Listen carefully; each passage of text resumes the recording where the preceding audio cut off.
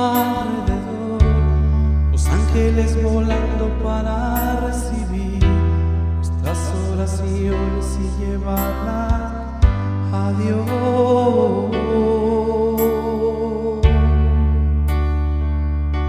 Si tú el corazón abres y empiezas a alabar, sigues orando, así vas a notar que las oraciones te llevan a Dios.